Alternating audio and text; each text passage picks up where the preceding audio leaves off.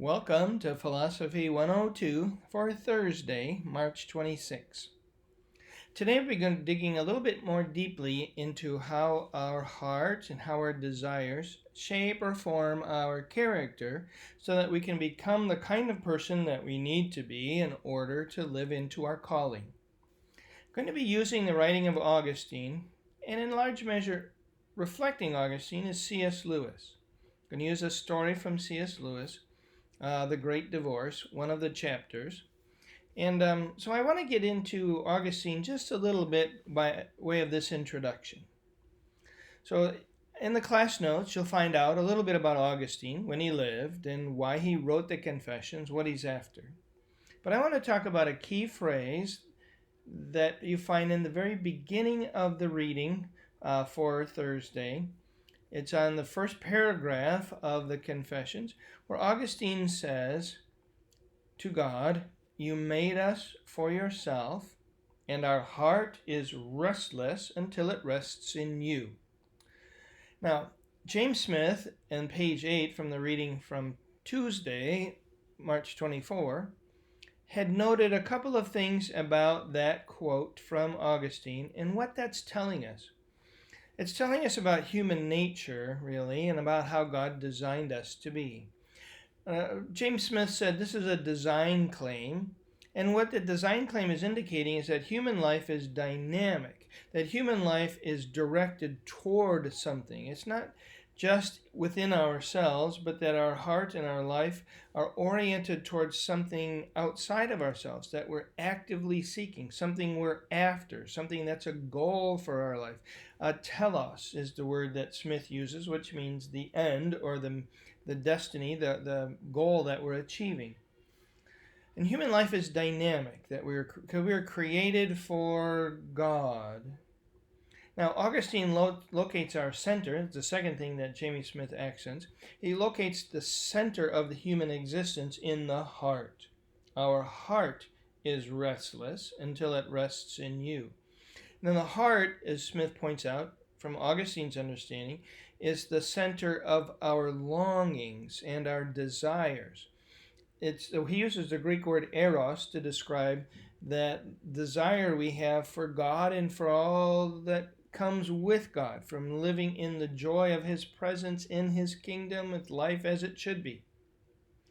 And so the center of our existence is in that heart where our longings, our desires are seated.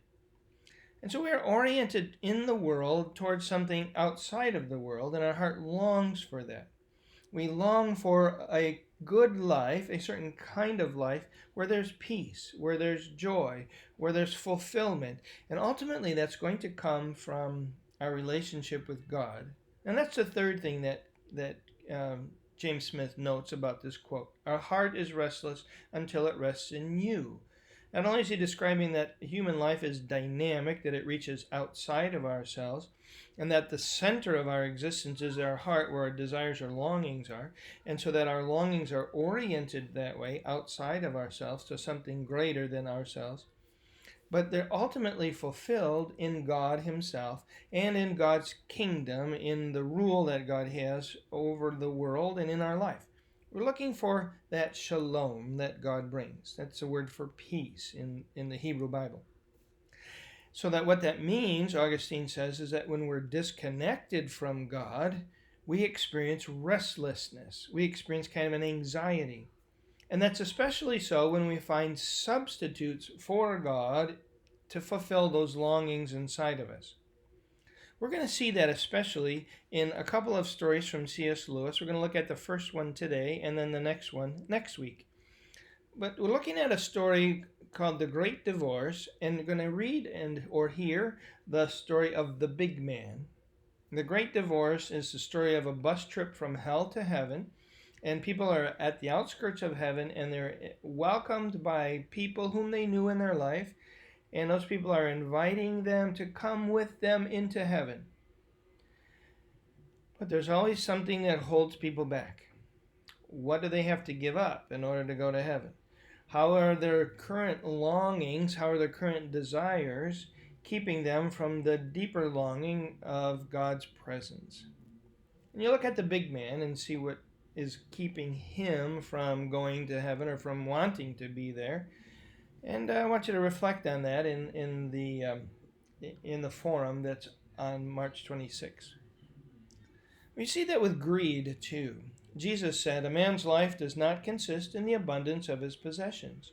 But greed is an attempt to try to fulfill that longing inside of us with a picture of the good life that's materially oriented, that it's got to do with wealth and all the good things that money can bring.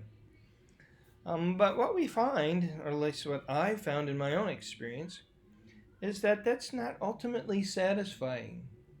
And especially in days like this that we're living in now, where there's a lot of anxiety, a lot of concern about the future, and a lot of concern about the world economy, let alone our nation's economy, we're finding that people are finding that putting their hope in wealth is a pretty shaky foundation.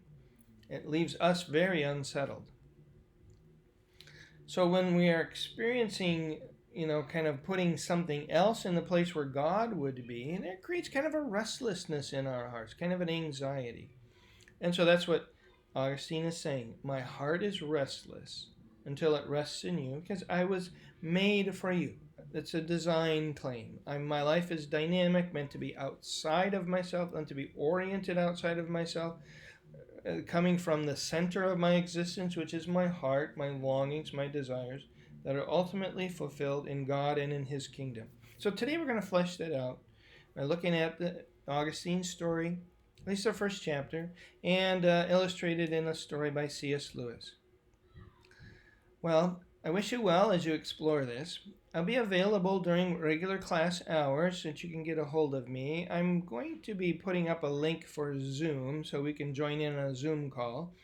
And if that doesn't work for you and you'd still have a question or like to make a comment, feel free to email me, or you can even request another time that we can work out a Zoom call like that, or some face-to-face call that we can have. So God's blessing to you. I hope you enjoy this reading. I certainly do. This is the high point for me in the class, is this material, thinking about how we can become the kind of person that can fulfill the calling that God has placed on our heart. Thanks.